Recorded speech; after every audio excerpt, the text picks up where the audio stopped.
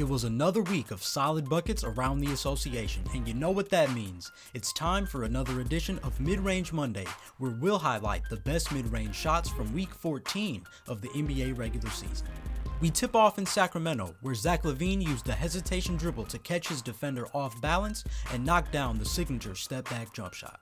After the pick-and-roll attempt up top, Shaedon Sharpe is able to stay attached to LaVine as he dribbles towards his right. With Donovan clinging in drop coverage, this looks like an ideal situation for LaVine to go to his step-back or sidestep move. As he feels Sharpe on his hip, he decides to get to that shot a bit differently. You'll notice that Zach actually fakes the move he usually uses to initiate his step-back three towards his dominant hand. As he takes that last dribble, he hesitates before continuing to dribble into that area of space in the mid-range. Notice how LaVine's hesitation move caused Sharpe to have to pick and choose whether he wanted to prepare for the three or anticipate the drive. Despite doing a good job following LaVine, Sharpe's timing as a defender was disrupted due to Zach's hesitation dribble, and as a result, he was able to create plenty of separation between him and Sharpe and elevate into a better shot in the mid-range. This may be Zach LaVine's first appearance on Mid-Range Monday, but he's mastered this exact shot for the past several seasons now. He's always had the knack to create space from his defender, but the fact he was able to use a pound dribble to sell the drive and a different shot attempt at the same time made a huge difference. Because of the way Zach LaVine likes to get into his step back move, it has allowed him to develop various counter moves that open up his scoring options even more. It's exactly what we went over in week 12, that predictability breeds unpredictability. Zach LaVine is living proof of that, and it shows itself in this play as he adds himself to the mid-range masterclass. Over in Philly, Andrew Nembhard returns to the lineup with not one, not two, but three different pump fakes to work for the tough fadeaway over Quentin Grimes. Let's break it down. While receiving the screen from Pascal Siakam, Nembhard notices two options. First, he could reject the screen, attack the middle of the floor, and get to a mid-range pull-up or even a layup inside. And second, he can use the screen and hopefully get to the abundance of space along his right side of the floor. As Nembhard dribbles to his right, he notices Grimes successfully navigating over the screen, so he chooses to reject the screen, only to then go back to his right hand and use his strength to force his way to the area with much more space. So we see, Nembhard kind of combined both of those options as he was a step ahead of the defense and used the double crossover to fake the reject of the screen. Even though Grimes did a good job fighting over the screen from Siakam, Nembhard was still able to get to where he wanted to on the floor. With Grimes now focused on cutting off his driving lane, Nembhard is able to initiate contact and get much closer to the basket. Knowing Grimes is playing aggressive defense, Nembhard pivots and gives him a pump fake, hoping he's eager enough to jump. However, Grimes plays fantastic defense and doesn't bite on not just the first fake, but even the second fake, as Nembhard still tries to catch him off guard. Unable to dribble and with his feet not squared to the hoop, Nembhard is in a tough spot as Grimes intensifies his defensive pressure. That said, Nembhard wisely gives Grimes a bump to create space as he steps towards the dotted line and adjusts his shot pocket with a low rip-through move. Now with his feet squared to the basket and his balance underneath him, Nembhard throws one more pump fake before elevating over the top and fading away from Grimes' outstretched hand, sinking the well-earned bucket. Once again, better offense beats good defense here, as Nembhard used a combination of footwork, strength, and patience to overcome a strong defender in Quentin Grimes. Although a stubborn bucket, Nembhard knew he just needed the right window to elevate and score. His pump fakes showed him that Grimes wasn't willing to leave his feet, so he would be able to shoot over his contest. Sometimes pump fakes won't fool the defense, but they can help you find different shot windows or help you gauge how aggressively your defender is willing to contest your shot. Andrew Nembhard let his array of pump fakes do the trick, and it earned him 2 points and a return to the Mid-Range Monday lineup. Heading back west, we're in Utah now as Anthony Edwards makes back-to-back appearances after using patient dribble moves to get Cody Williams to favor one side and spin into a smooth fadeaway J. With the ISO on the left wing, we can imagine Ant-Man's eyes got wide, realizing the potential to take a more inexperienced player to school. With a strength advantage, Edwards knows he can wheel his way to any spot on the floor. He starts this process by using a between-the-legs dribble to protect the ball as he gets closer to the middle of the floor. As Williams gets caught on his hip, Edwards uses another between-the-legs dribble, this time more of a pullback dribble, to create some space away from both Williams and Kyle Anderson at the nail. Then, as he eyes the space along the left baseline, he takes a pound dribble, seemingly initiating a self-post entry. Preparing for that, Williams slides to his right just a bit, only to watch Edwards spin off his body back to the middle of the floor and elevate, connecting on a difficult shot over a lanky defender. Anthony Edwards is such a dangerous scorer because he doesn't get cute with the basketball. With the strength advantage, he knew if he could draw some contact and shift his weight to one side, Williams would bite, and that's exactly what happened during his spin jumper. It's a good example of knowing your personnel also, as he knew that while he had the strength advantage, he did have a height disadvantage, which is why it was important for him to get the perfect angle to fade away from and over Williams' outstretched hand. Safe to say, Anthony Edwards strikes again, showing why he's one of the better mid-range scorers in the game today, and that he's just getting started. Staying out west, we move to Denver, where Jamal Murray also makes a second consecutive appearance in the lineup after sizing up Jackson Hayes and finishing the play with a smooth step-back, one-legged jumper. With a closer look, we see Jamal Murray trying to signal to Tim Hardaway Jr. that he should cut to the basket given the amount of space there is for him to get to the hoop. However, unable to get free from Rui Hachimura, Hardaway doesn't pursue the opportunity, so Jamal chooses to take his mismatch against the taller yet slower Jackson Hayes instead. With his focus already on the left side of the floor, Jamal starts his attack with an in-and-out dribble towards that direction. However, his primary goal is to lull Hayes to sleep so he can eventually catch him off balance. He then continues his attack with multiple between-the-legs dribbles as he waits for Hayes to bite on something. Finally, with Hayes standing his ground, Murray uses a gradual right-to-left tween crossover combo to get low and attack Hayes' hip. This low base allows Murray to maintain his balance and initiate his signature step-back jumper.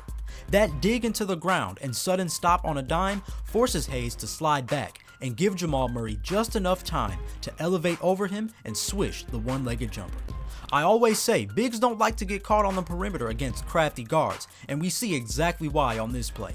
While Hayes did a good job staying in front of Murray, it was inevitable that as long as Murray had space to dribble, he would find a way to change his pace or direction and catch Hayes off balance. That stop on a dime was just enough to create space from the taller matchup and find an opportunity to score. Just as Hayes got comfortable with Jamal's rhythm, he was thrown off by a simple yet sudden change of pace, which is why changing speeds is so vital as a scorer off the dribble. Jamal Murray is one of the best in the league at executing those moves, and we see it pay off here, adding another smooth play to his mid-range resume. We head to the Bay next, where finally, Stephen Curry makes his mid-range Monday debut with this one-legged jumper despite having little space to work with. As the Warriors run a set with multiple options to work with, it's clear that they want Steph to get free for a drive to the hoop, at least looking at how it's played here. Similar to football, you can just tell that something is up the Warriors' sleeve because you don't always see formations like this in basketball, at least I haven't. As Draymond Green catches the ball around the nail, we see there is a path to the basket for Steph to run into. In this moment, it kind of looks like as if Draymond wanted to pass to Quentin Post in the corner and set an off-ball screen for Steph to potentially cut to the hoop, but I could be wrong. Either way, Draymond ends up mishandling the rock, but it forces Brandon Ingram to close out on Post. This actually created the opportunity for Steph to cut to the basket and receive the pitch from Green. In a perfect world, Steph takes the handoff and flies to the hoop for the layup, but with Scotty Barnes helping inside, that path is closed up. So with Jamal Shed on his back and Barnes in front of him, Steph gets a feel for his spacing, takes a peek behind him, and realizes there's a small amount of space behind him that allows him to step away from the defense and shoot a step back off one leg. The crazy thing is, Quentin Post stayed in the corner, so it even allowed Brandon Ingram to attempt a block from behind, putting Stephen Curry in a vulnerable situation surrounded by Raptors defenders. Yet unfazed as always, Steph gets the friendly bounce to go and adds to his highlight reel of impressive shots. Talk about a phone booth bucket.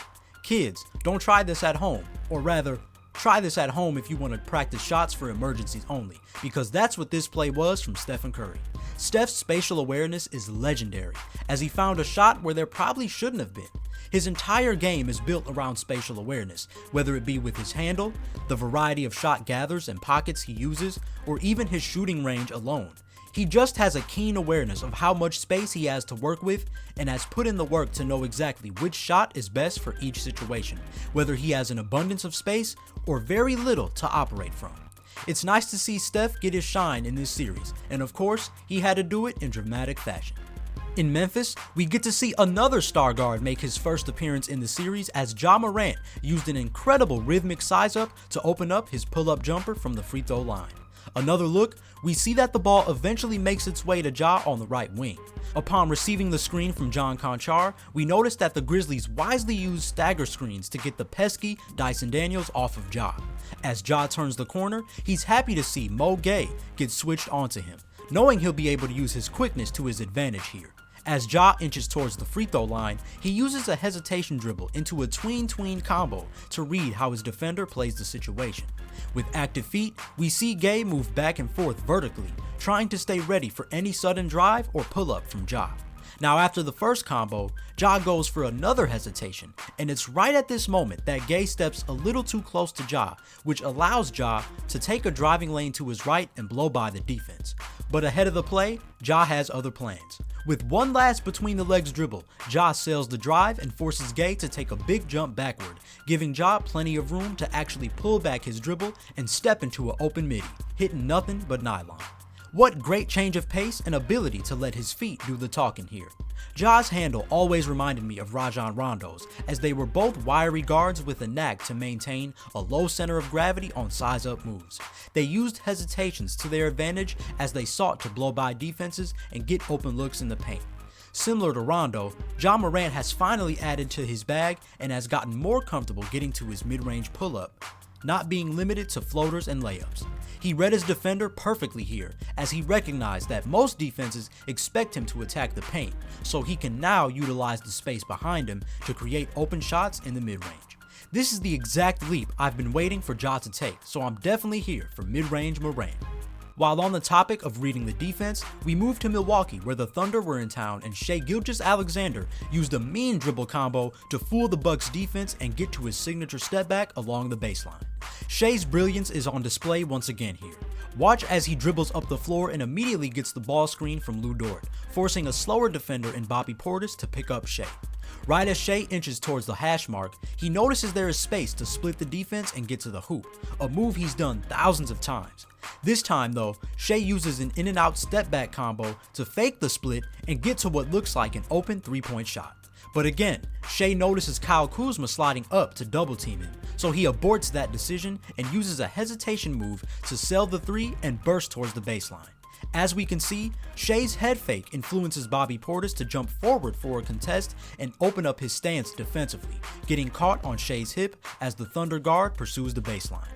As we know, this is exactly where Shai wants his defender, as he then uses his signature step back push-off dribble to drop Portis and create space for the open mid-range fadeaway. This was such excellent execution from SGA. Yet again, we are reminded of the importance of becoming a predictable scorer. The Bucks were so prepared for Shai's drive and step back 3 that he was still able to get to his go-to move despite it being his third option. Think about that. Shai's go-to move served as his third option on this play. That's what happens when you have a checklist of options. You have a solution for every defense you see, and you can manipulate the defense to eventually get the best shot available, no matter how many options you have. Shai's patience as he changed his pace and direction allowed him to find the best shot, not merely the first shot possible, and he was rewarded with a bucket for his team. It's this kind of decisiveness that helps Shai Gilgeous-Alexander get 30 and 40-point games in his sleep, and it may very well be a long time before we see him slow down. Next, in Minnesota, we witnessed some big man on big man crime as Julius Randle's snatchback dribble left Jalen Smith in the dust and gave him plenty of time to connect on the standstill jump shot. We've seen this move before, but it's always a delight to watch as it's become one of the oldest tricks in the book of buckets. After receiving the ball on the right wing with a decent amount of space, Julius thinks about pulling the 3-point shot. However, so is Jalen Smith, as he anxiously seeks to close out on the shot. Noticing this, Randle gives Smith just a little head fake, his anxiousness coming back to bite him as he leaves his feet and opens up the driving lane for Julius. And a step ahead of his defender, both literally and figuratively, Julius stops on a dime and pulls back the rock under his leg, which forces Smith to stumble towards the paint, giving Randle plenty of room to take his time and knock down the shot. Once again, we see Julius Randle's mobility and guard-like skills come in handy, adding to his highlight reel of versatile buckets. Even before the handle, Randle's subtle head fake was still enough to get his defender out of position and create a better opportunity to score. On a deeper level, this is the epitome of less is more, as it looked as if Julius didn't have to exert a lot of energy to complete this play.